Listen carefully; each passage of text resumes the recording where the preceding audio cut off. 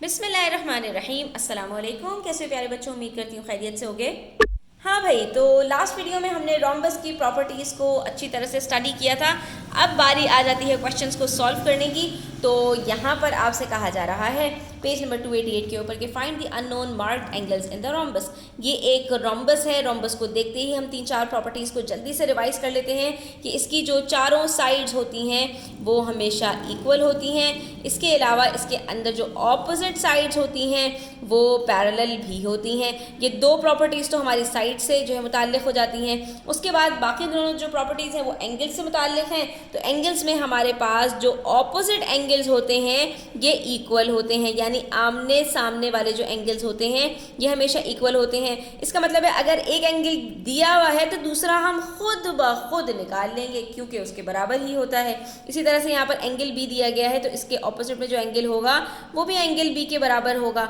और जो चौथी प्रॉपर्टी है वो और भी हमारी मज़ेदार है कि हमारे पास क्योंकि यहाँ पर पैरेलल साइड्स होती हैं ऑपोजिट, तो इसका मतलब है कि जो एडजेसेंट यानी जो साथ साथ होती है, एडजेसेंट कहते हैं साथ साथ को और ऑपोजिट कहते हैं आमने सामने को। ये आप वर्ड्स जो है कुछ टर्मिनोलॉजीज याद कर लीजिए स्टूडेंट्स, ठीक है।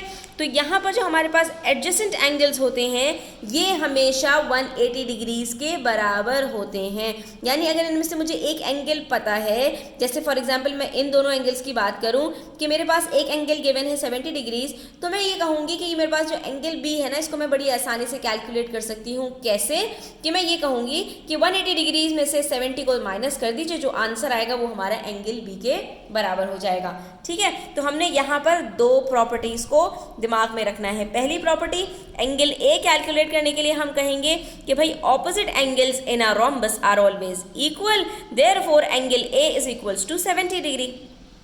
इसमें आपको कुछ भी नहीं करना, आपने सिंपली लिखना है angle A is equal to 70 degree. हाँ, अलबत्ता अगर आप उसके आगे प्रॉपर्टी लिख दोगे बच्चों तो ये आपके लिए बहुत ही प्लस पॉइंट हो जाएगा और हो सकता है कि टीचर खुश होकर आपको एक्स्ट्रा मार्क्स भी दे दें, ठीक है। वैसे ऐसा होता नहीं है एनीवेज, लेकिन मार्क्स आपको पूरे मिलेंगे अगर आप यहाँ पर angle A is equal to 70 degrees लिख दें और उसके बाद फिर आप लिख दें कि opposite angles of a rhombus are equal, ठीक है। तो इसी टीचर को ये पता चलेगा कि आपको प्रॉपर्टीज पता है।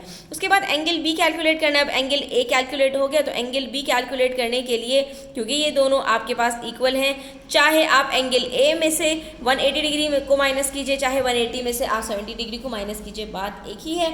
आपके पास एंगल बी आराम से आ जाएगा कि 180 माइनस 70 110 होता है। इसका मतलब है एंगल बी हमारे पास 110 के बराबर होगा। और यहाँ पर कौन सी प्रॉपर्टी हमारी लगी है स्टूडेंट्स कि sum of each pair of angles between two parallel sides is equal to 180 degrees in our rhombus, ठीक है। अच्छा, अब यहाँ पर हमारे पास देखिए स्टूडेंट्स, जो हमने प्रॉपर्टीज़ पढ़ी थी अब उसको हमें यहाँ पर दिमाग लगाकर इस्तेमाल करना है।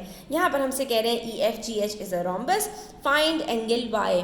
एंगल वाई कौन सा है हमारे पास? एंगल वाई हमारे पास एंगल HEF है।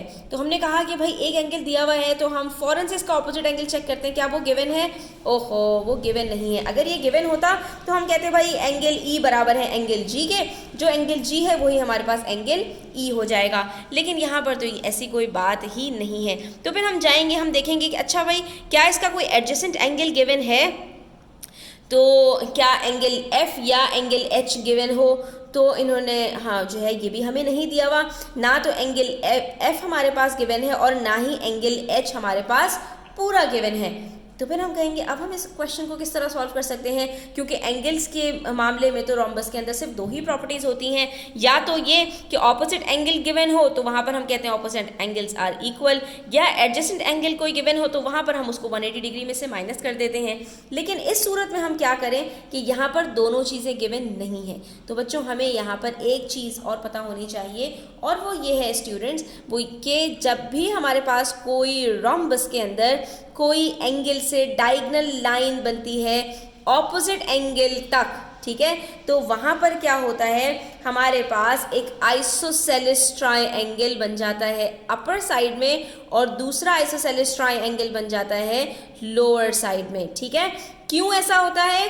क्योंकि हमारे पास यहाँ पर जो ऑपोजिट एंगल्स हैं वो इक्वल हैं, ठीक है, ये बात हमें पता है।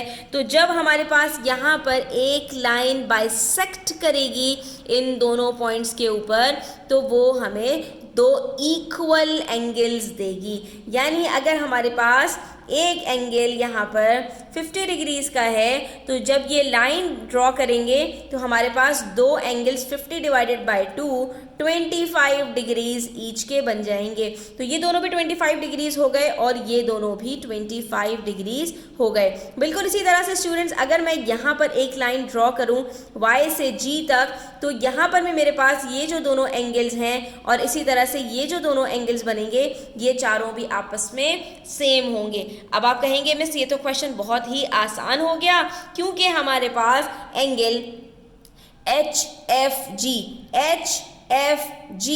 बराबर है GHF के, ठीक है। यानी ये दोनों एंगल्स हमारे पास बराबर हैं। जब ये दोनों एंगल्स हमारे पास बराबर हो गए स्टूडेंट्स तो हमने कहा कि भाई हम या तो एक काम करते हैं कि हम इसके बराबर वाला जो एंगल है 25 डिग्रीज इन दोनों को ऐड करते हैं, हमारे पास आंसर आएगा 50 डिग्रीज और ये पूरा एंगल जब हमारे पास आ गया इसको हम 180 में से माइनस करेंगे और एंगल Y कैलकुलेट कर लेंगे, ठीक है।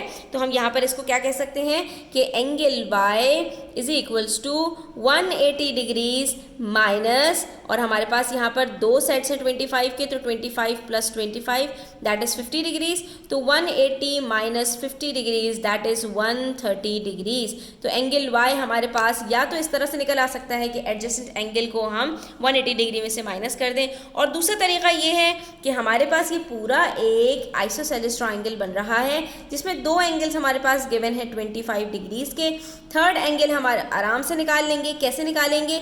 180 में से बाकी दोनों एंगल्स को माइनस कर देंगे तो बात वही हो गई। यहाँ पर भी 180 में से जब दो दफ़ा 25 को माइनस करेंगे तो वही आंसर आएगा दैट इज 130 डिग्रीज। तो ये एंगल हमारे पास HGF जब आएगा 130 डिग्रीज तो उसका जो ऑपोजिट एंगल Y है वो उसके बराबर होता है तो वो भी हमारे पास हो जाएगा 130 डिग्रीज। अब ये आपकी मर्जी है स्टूडेंट्स कि आप इसको किस मेथड से करना चाहते हैं। क्योंकि रोम्बस के अंदर हमारे पास चारों साइड्स बराबर होती हैं तो इसलिए हम इस क्वेश्चन को 2-3 तरीक़ों से कर सकते हैं। तो बहरहाल हमने इन्होंने जो यहाँ पर सॉल्व किया है स्टूडेंट्स वो दूसरे मेथड से किया है जिसके अंदर इन्होंने 2 स्टेप्स में आंसर को लिखा है कि इन्होंने कहा कि the sum of angles in a triangle is 180 degrees. क्यों? क्योंकि यहाँ पर एक आइसोसेलेस ट्रायंगल बना था और इसके अंदर तीनों एंगल्स का सम मिलकर 180 डिग्री के बराबर होता है। दो एंगल्स हमें ऑलरेडी पता चल चुके हैं तो तीसरा एंगल हमारे पास 180 डिग्री में से इन दोनों को माइनस करके आ जाएगा और इन्होंने यही किया। और ये वाला एंगल कैलकुलेट करने के बाद इन्होंने कहा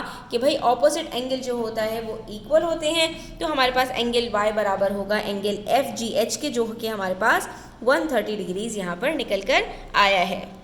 अब आ जाइए बच्चों क्वेश्चन नंबर 8 पेज नंबर 289 के ऊपर और यहाँ पर भी हमारे पास एक अदद रोम्बस दिया गया है। हम पहले रोम्बस को अच्छी तरह से स्टडी करेंगे फिर हम क्वेश्चन को सॉल्व करने की बात करेंगे। पहली बात ये कि इन्होंने हमसे पूछा क्या है, हम रिवर्स वर्किंग करेंगे उसके लिए। वो क्या है कि एंगल CED यानी ये जो एंगल E है ना, मिडिल लेटर की बात होती है, एंगल E ये हमें बताना है। लेकिन मज़े की बात ये है कि जो ये रोम्बस इन्होंने हमें बनाकर दिया है इसके अंदर ये जो लाइन नज़र आ रही है ना जिसके एक तरफ एंगल E बन रहा है ये हमारे पास बाइसेक्टर नहीं है, यानी ये हमारे पास एंगल से होती भी नहीं गुजरी। एंगल A से एंगल C को ये टच नहीं कर रही बल्कि ये बीच में से कोई रैंडम पॉइंट उठाया है इन्होंने एंगल E और वहाँ से ले जाकर पॉइंट C के ऊपर इन्होंने ज्वाइन कर दिया है। तो स्टूडेंट्स यहाँ पर ये वाली बात नहीं हो सकती कि यहाँ पर जो एंगल हमारे पास A दिया हुआ है दैट इज़ 100 डिग्रीज हम उसको इक्वली डिवाइड कर दें 50 और 50 में और ये एंगल E हमारे पास यहाँ पर निकल कर आ जाए। नो, ये गलती मत कीजिएगा। जैसे कि हमने लास्ट क्वेश्चन को सॉल्व किया था ये उस तरह सॉल्व नहीं होगा। अब यहाँ पर हमें दिमाग लगाना पड़ेगा कि भाई अगर ये इस तरह सॉल्व नहीं हो सकता तो हम इसको किस तरह से और सॉल्व कर सकते हैं।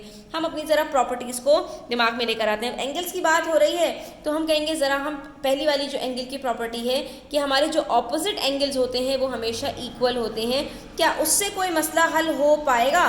तो स्टूडेंट्स यहाँ पर बिल्कुल हम 2 प्रॉपर्टीज़ को दिमाग में लेकर आएंगे।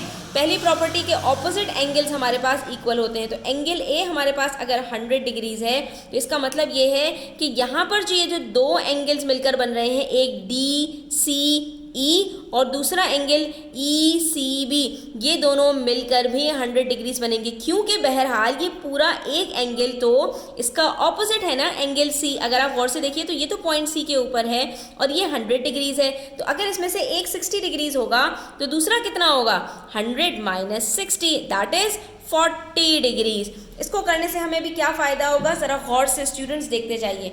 जब हमें ये दोनों एंगल्स पता चल गए, एंगल ए और एंगल सी, तो ये दोनों एंगल्स निकालना कुछ भी मुश्किल नहीं है, क्योंकि हमें चौथी प्रॉपर्टी याद आ गई जो कि एंगल्स से मुताल्लिक़ थी कि यहाँ पर जो एडजेसेंट एंगल्स का सम होता है वो भी 180 डिग्री के बराबर होता है। तो अगर ये 100 है तो ये कितना होगा students, 180 minus 100, that is 80 degrees. और जब एक एंगल पता चल गया तो इसका ऑपोजिट खुद ब खुद पता चल गया, क्योंकि ये भी 80 डिग्रीज के बराबर होगा।